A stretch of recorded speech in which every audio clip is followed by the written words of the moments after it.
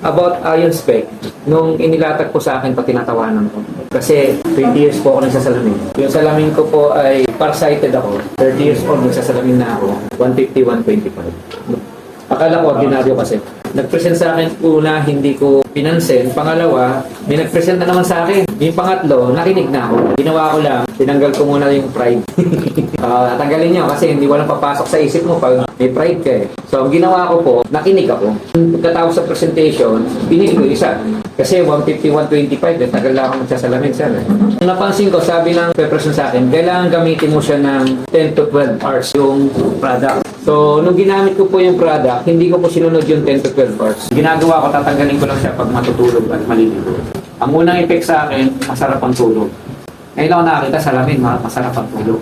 Pag suot ko na ito, yung first time kong suot, malabo, wala pong grado. First time in history na nalaman ko na naka-invento na may nilagay na minerals dito sa frame. Wala akong alam na ganun salamin. Karamihan ng optometrist, ang technology nila, pinapaganda nila yung lens. Pag sinuot mo, malino, pero hindi nakokorek yung mata mo. Hindi ko mabalik sa normal. It's my first time to heard na ganong klase ng product.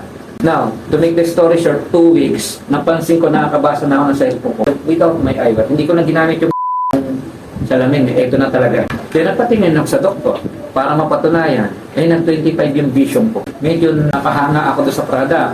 Then, after 1 month, may doubt pa rin ako. Patingin ulit ako sa optometrist. Same lang yung read nila. At yung misis ko na hindi naniniwala dyan, sa akin mabilis, sa kanya inabot ng 1 taon. Kaya magugulat kayo, gaano ba katagal yung effect kung gagamitin mo siya. Kung susundin mo yung tamang proseso ng paggamit ng salamin, mabilis. Siya, tinatanggal niya pag sa bahay, pag nasa opisina, suot niya kasi more on computer, finance officer yung misis ko. Now, after 1 year, napansin niya, nahihilo siya. Yung salamin niya kasi 350, mas mataas. After po 1 year, sabi ko, patingnan natin yung mata mo. Di ba meron pong sukatan ng mata? Pag sukat pa lang sa mata niya, wala pa sa doktor, nakita ko naging 175. Nearsighted naman siya, hindi siya makapag-drive. Hirap mag-drive yung misis ko. Doon siya namangha na kakaiba yung salamin. Nangyari, umatin na ako na seminar. Then pinakinggan ko about doon sa minerals. At ang nagulat ako, sir, nung ginagawa na namin yung product, nung nagde-demo na kami, nagulat ako sa grupo ko ng Dasma, pati yung blood sugar gumaba, pati BP gumaba. Ang pinaka-latest ko, yung Isabela ko, stage 2 leukemia, cancer, sa lamin. Then, may enlargement ako ng prostate for almost 4 years. Bumalik sa normal size yung prostate. Malayo yata yung salamin doon sa prostate. Doon, I research. Kasi usual, pag product pinag-usapan natin, oral, tama? Iniinom, ni-inject. Dahil yung evolution po ng medicine kasi, nagbabago na rin eh. Diba? Nagiging high-tech na rin.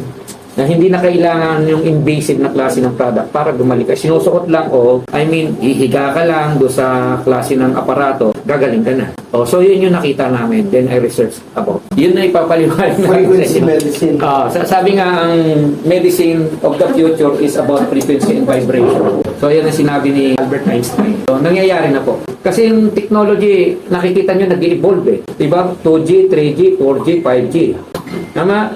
Dati malalaki pa yung computer. Dati yung TV is malalaki pa. Nagkaroon na ng technology, numipis. So, may evolution. Even yung medicine kasi merong evolution. May pagbabago. Na balang araw wala na po yung biyak-biyak, wala na po yung operasyon. So, yung pangalan ng company is Mega Gloria International o MGI. So, hindi po siya local. Ang product natin imported. Ang materialis nito is coming from Japan and Germany. So, sarili natin yung inventor. Then yung CEO is not a Filipino, is a Chinese Malaysian. Ito isang case na hindi nalalaman ng tao, yung hypoxia. Hypoxia is pagbaba ng oxygen ng katawan ng tao. Kahit uminom ka ng maraming supplement, pag mababa oxygen mo sa katawan, ay nagkakaroon po ng mabagal ang effect ng product. Okay, hypoxia, pwedeng sa pagkain, pwedeng sa bisyo, pwede rin dun sa tinatawag na aging, pag-edad ng tao. Di ba? Pag naakit ka sa hagdanan, pag ikaw nagkakaedad na, medyo hingalin. Nagiging stiff yung mga mga ugat eh. Pero pag bata ka pa, kahit 4 na laro ng basketball, kaya ko pa nun, mga 23 years old ako. So, yun po yung kakulangan ng oxygen. So, eto na yung talagang problema talaga na hindi dinidiscuss. Mostly ang dinidiscuss pag supplement, toxin. Pero they're not talking about radiation. Ito kasama na ngayon sa problema ng tao ngayon. Cellphone, gadgets, anything. TV mo ngayon, LED, ilaw mo, LED. Nag-i-emit pa rin siya ng blue light. Pag sinukat nyo po yung radiation ng cellphone. This is yung 5G nyo, 8 gigahertz yan. 8 gigahertz is 8 billion hertz po yan. Katumbas siya ng dalawang microwave oven. Imagine mo yung bata na pinapagamit mo ng cellphone. As you can see, kung yung mga news ngayon, nakikita nyo, karamihan ng tinatamaan ng seizure o yung stroke, bata. Tanong, aware ba ang tao sa cellphone? Yung radiation nito? No. Even the TV. See, they emit blue light. Blue light is a radiation. Pero dalawang klase po yung radiation, yung electromagnetic frequency tsaka yung tinatawag nilang particle na nanggagaling po sa nuclear. Pero mas delikado yung sa nuclear. Yung blue light, hindi mag-penetrate yan sa skin. Pero yung mata mo ang number 1 tinatamaan niya. Tama? Well, abuse po ang mata pagdating po sa gadget. Diba? Ang nakakaawa, 2 years old, pinapahawak ng cellphone. Radiation coming from the sun, depende. Sa umaga, hindi pa. Pero pag lumampas na yan, mga 12, 11 o'clock, radiation po yan. Karamihan na nakita ko may problema sa ganito, yung pterygium o pugita sa mata sa Isabela, ang dami ron. Kasi karamihan ng trabaho doon ay farmers. Too much exposure sa sun. Ito yung usual ginagawa natin. And everybody is guilty of this. Pag patay na yung ilaw, doon tayo nagre-relax. Pag ganyan po nakapatay ang ilaw, direkta po yung blue light sa makila ng mata nyo hanggang likod. Hindi po naka-scatter dyan pag pinatay po yung ilaw. Diretso po yung sa cellphone. Yung blue light na ito. Hindi naman masama, pero yung accumulation ng blue light, ayun ang nakakasira. Imagine mo yung bata nag-games, ilang oras? Yung pag inukuha ng tanghali yan, gabi na matatapos. Pag tapos sa desktop, paghiga, cellphone naman. Wala tayong magagawa. Yun na yung buhay ng tao di ba? Yan na yung kinalakihan ng mga bata ngayon. You cannot control those things. Then, eto, nilabas to ng DepEd. Sabi nila dito, almost 16 million na estudyante ngayon sira na mata. Totoo ba yan? Totoo po to. Why? Dito lang may mga pumupunta po rito bata. 900 ang grado ng mata. 9 years old, 8 years old, babae, mayroong magkapatid dito pumunta. Wala namang gamot yan, sir. Pag nag-500 ang grado ng mata niya, automatically half-blind ka. Nakakaawa yung bata. Eto, nangyari to during virtual, tumaas lalo yan. Ang datos na to way back 2020. Tanong yung 16 million pa ba yan? Ilan ang populasyon ng Pilipinas? 120? Baka ngayon, nasa 30 milyones na sira matang bata. Tanong, titigil ba yan? Hindi titigil. Kaya imagine mo, nakita namin vision nung nilabas ng market nito. Talagang may hayamang ka. Kasi hindi titigil to, sir. Walang kalaban. Ito. Wala kaming kaparehas. Pangalawa, hindi naman siya nagsimula sa Pilipinas. 4 na countries na po ang NBI. Indonesia, Thailand, Malaysia, Philippines. So, proven na po yan. Anything, ma'am, astigmatism, vertigo, migraine, kaya niyang i-correct. Intense, even yung mga tumor, kaya niyang tunawin. May Twitter pag sa 3 years na nung gamit na wala yung Twitter ko. Inspect naman yung gamit mo. Kaya tingnan mo yung skin mo, sir. You will look young talaga, ma'am. Yung product natin. 52 na ako, sir, ma'am. Ako 55, sir. Yung age ko, parang hindi ganun. Pero nung una ko nakakita, sino ba ayun, yung nakaitim doon, na nakasalamin yun. Ayan, ginamit ko, yung una nilang kita sa akin, mukhang matanda. Pag usual mo, kasi nagiging maganda yung blood circulation, ma'am, you will look young. Kaya yung pangalan, Mega Gloria. International, yung pong product natin. Then floaters, same po yan, parang may mga dumi sa mata, kahit kusutin yan, hindi yan basta-basta natatanggal. Then the diabetic retinopathy, yung mga diabetic, di ba, lumalabo mata at nabubulan. Then this is the pterygium, nag-isimula yan doon sa tip ng nose hanggang matakpan po na matakpan tong pinaka-retina. Then this is the cataract, na pag age po na matatanda, na 60, 90% po na matatanda, welcome na po sa cataract. Then this is the worst case scenario, yung glaucoma. Glaucoma nag-start yan sa dry eyes, kung saan hindi lumalabas yung liquid sa mata, naiipon niya, nagkakaroon ng pressure. Yung pressure ng mata, sumasakit yan hanggang dito sa likod ng ulo po yan. Dito na tayo sa product na. Ano meron dito? 3 minerals po yung nilagay dito. Una yung silver. Sa Tagalog, pilak. Ang alam ko sa silver, ginagawang kwintas, ginagawang hikaw, pera.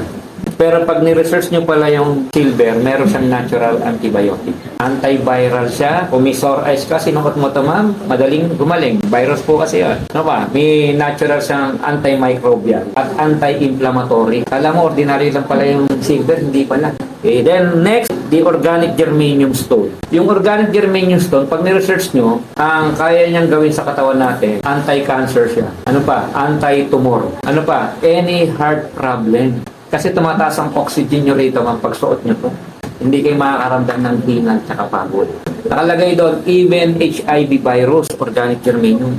Ano pa? Lupus and the autoimmune. Nag-start sa isa sa autoimmune si Chris. Ngayon, siyam na yung autoimmune disease niya. Organic germanium lang. Okay? Then lastly, meron siya tinatawag na black tourmaline. Dalawa po yung function niya, physical and emotional. Okay? Yun ang isa sa nagustuhan ko, yung emotional. Wala akong alam na product, pati yung emotion mo, nakukurit niya. Yung pong mga depression, anxiety. Karamihan na meron depression niya, yung bata pa rin eh. Alam niyo kung bakit? Tinatamaan po yung sa brain natin, nagkakaroon sila ng stress hormones. Makikita mong bata ngayon, bata pa lang, mapagalitan mong konti, may suicidal tendency sila. Pero nung unang panahon, walang ganyan, sir. Tama po ba? Pinaluhod mo na sa asin, yung mga anak, ako, wala nagtatampo. So, yun po isa, yung emotion. Especially pag wala kang pera. Tama po ba yun, nakaka-depression? Next, may tinatawag siyang grounding. Yung grounding pala, dapat pala, minsan, hindi naman minsan, no, hanggat yung nakapaa, sa lupa, saka sa grassroots. Oh. May energy pala nakukuha dun sa earth na nakakaroon ng calming effect. Maganda pala sa puso yun. Diba? Even yung sabi na may sakit, kayakap ka ng puno. Yan pala yung mga badyaw. Oh, di ba naman? Nakapaa sila, wala nga silang kukunti lang yung damit nila, lakas sa katawan, tama? Kasi even yung itray minsan, imagine nyo yung tray, siya sa kumukuha ng lakas. Di ba yung ugat niya palalim? Then energy rin coming from the sat pag siya. So, makikita nyo may tinatawag siyang grounding. Ano pa? May tinatawag siyang far infrared. Far infrared is good for blood circulation. Far infrared, ang simpleng explanation ko dyan, yung incubator, yung premature na baby, lalagay mo doon, pero nabubuhay. Medium heat tawag dyan eh. Even yung paglilimlim ng mga sisiw. Oh, that's far infrared, tawag po dyan. Kailangan po yung for better blood circulation. Nangyayari, ma'am, bumubuka yung mga ugat natin, nagkakaroon ng dilation. Then maganda yung circulation ng blood. Kaya nagugulat kami even diabetic. Bumaba yung sugar. Pag diabetic ka, alam niyo naman na malapot ang dugo niyan. Okay? So ang problema pa noon, hindi barado ang mga ugat. Meron kami sa Dasma sir na 290 ang blood sugar, naging 115 after 2 weeks. I wear. Then yung mga meron ako sa Tagig naman, almost 200 ang BP para may stroke na. Babae, bumaba yung yung BP niya from 120/70. Oh, I wear din. Ang kinaganda sa product natin, sir, hindi naubos. Walang expiry ito, ha? Hindi na-expire yung product. Matayin kasi ng 8 taon yan, hindi nawawala yung elements niya. Hindi rin na-expire. May tinatawag siyang negative ion. When you say negative ion, simplified natin. Punta ka ng forest, ang hap ng sariwang hangin. Sa Metro Manila, walang sariwang hangin. Yung ginagawa niya, minamoist niya yung air, umabagsak po yung dumi, nalalanghap mo sariwang hangin. Pag pupunta ka ng Tagaytay dyan, okay dyan. Pero hindi na rin eh, dahil marami na rin. Pero yung mist niya, yung lamig, yun eh. Ano pa, pag pupunta ka ng beach, di ba? Nung unang panahon, sabi nila, yung doktor, kumihika ka, punta ka ng beach. Kasi makalanghap ka ng sariwang hangin doon. Okay, yun ang negative ion na simpleng explanation. Punta ka ng waterfalls, hindi nakaka-penetrate masyado yung pollution doon eh. Pag tumaas yung oxygen nyo, sir, possibility even yung mga cancer, anything na sickness, pwede mag-heal. Yung katawan niya naman may kakayahang magpagaling yan. So ano nagagawa niya? Nakalagay dyan, smoothness in breathing. Ito, ang dami nakaranas sa aming senior, remove fatigue. Hindi sila nakakaramdam ng hingal at pagod. At the age of 60, 70, 80, meron pa ako 90 years old. After 2 weeks, nagbabike na sa Muntinlupa ko. Lalaki po, dating police po yun. Next, stabilize alkaline, blood alkaline. When you say alkaline, di ba, sariwa, fresh, alkaline. So, nakadesign ang katawan ng tao to consume alkalinity food like sariwang gulay, sariwang prutas. Pero hindi naman tayo nakakain na ng mga sariwa. Dito sa Metro Manila, wala. Dito polluted na talaga. Kaya actually, una na target na ito dito. Pero mas lumawak to sa probinsya. Parang kain dito sa probinsya. Oh, sa bela namin, araw-araw kain 5. Next, helps clear blood vessels. Okay, blood circulation. Meron kami sa Batangas, no? Papasok pa lang kami sa gate, ayaw kami papasukin eh. Nagugulat pa kami yung mga negative na kausap namin dito, ma'am, na positive. Pinasasot lang namin ng salang. Nagugulat ako doon. Ang hirap sa una, pagpasok mo pa lang, galit na. Mamaya, pag nag-usap na kayo, pinasakot namin ito, okay na. Nag-iiba pati yung mood nila. Meron kaming case na ganito, yung herbs is pain. Pinasakot namin ito, medyo malayo yung tuhod niya. Nasakit ang tuhod. Napansin namin itong salamin niya nag-moisture. Yung pala may migraine. Nawala yung pressure ng mata niya, tsaka yung sasakit ng ulo niya. Then automatically, pati yung sa tuhod niya, malayo. Nawala yung sakit ng tuhod niya, walang pera pero bumili tatlo. Kaya minsan, hindi kami magaling. Magaling talaga yung pala.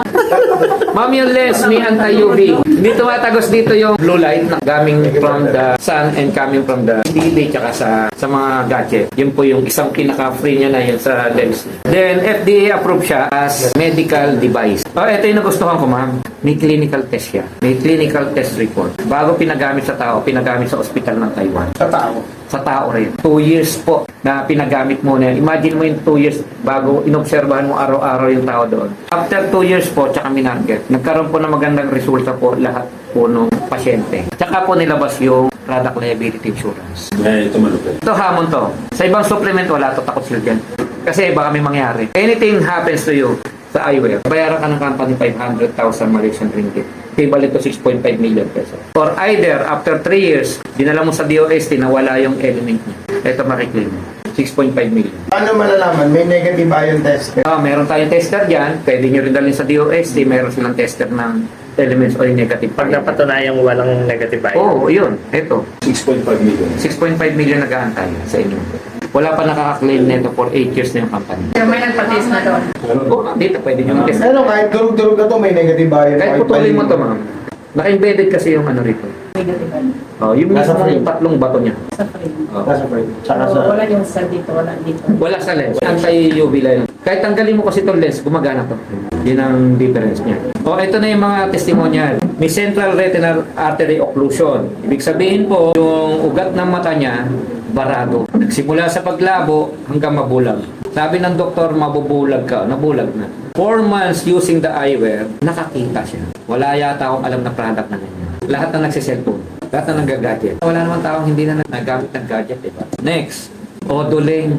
Ang dami ng duling dito na naayos. Huli yung mga duling, di ba? Kami kakilala kayo, ma'am. Duling. Tuloy, banlag. Banlag, duling. Kaya kung bata, ang bilis maano. Oo. So, eto. Namamaga ang mata at yung mukha niya. Ulitin ko, may anti-inflammatory at natural antibiotic yung mukha. Then, 450 grado. Ito, normal to. Meron kami rito, at least 2,000 ng grado. 1 year, naging 400. So, kung tatanungin nyo gano'ng katagal, depende yan sa katawan nyo, ma'am. Depende rin sa paggamit nyo. At depende yan sa lifestyle nyo. Kung lagi kang puyat, huwag kang mag-expect na mabibilis lahat yung mga tulog-tulog, di ba? Then, astigmatism for 12 years, 6 months. So, iba-iba yung experience. Then, pterygium, one of the fastest to, na makorek. O, pugita sa mata. Dati kasi siya may katarata. Ganun ba, sir? May katarata ka? Nawala Yes, ang ng nagamit. ion. Ito na yung katarata. Tinitingnan ko dyan lagay yung skin. Parang glowing no? Glowing tsaka moist. Oh, ilan taon ka na? 52. Yung misis ko bilang ko ng underwear. Yung case ng dysmenorrhea, early menopausal, ano pa? Irregular menstruation. Irregular menstruation. Yan, mga delikado yan eh. Dahil dapat. Karamihan ng bata ngayon, irregular menstruation. Sa lalaki naman, prostate problem, di ba? Hindi O, matayo. dysfunction na, hindi na magagamit. Glaucoma, ito na po yung bata. Nawala yung pressure nung mata niya. Lumiit po to. Tapos may mga product tayo, ma'am. Tapos na to. Then may mga product tayo, ma'am. May underwear, may medyas. Yung sa tuhod, sir, meron daw. Meron knee guard. Neck belt, meron tayo. Yung kisser nga, yung palang salamin, umukay na sa kanya eh, no? Yung goiter, may malalaki ma'am, natutunaw niya. Ano pa? Bra, meron tayo. Bra pad. Ano yung cause? Breast cancer. Karaming babae, may bukol. Ma'am, ang naging case ko dyan sa Kalamba, nung ginamit yung sa bra pad, matanda na. Yung bukol niya, lumambot, na matigas yan eh. Hanggang matunaw na matunaw po yan. Ano yan, sir? Yung mga parang ninyo, may mga germanium din yan. Same, kung ano meron sa salamin, meron din sa... Parang. Kasi yung ginawa kasi ng company, Bawal yan, labhan. pwede naman po. Huwag niyo po siyang gagamitan ng sabon na matapang. Pwedeng liquid soap, pwede yung ano lang yung Bawal pagkaligo, washing, hand wash wash. lang. Tapos huwag niyo ibababayaan sa araw. Patutuyo niyo lang sa loob ng bahay. O pati ito pala, huwag niyo hugasan ng alcohol kasi nawawala yung feel niya. Kaling water lang, pwedeng joy, pwedeng water lang tapos yung sarili sa pamunas.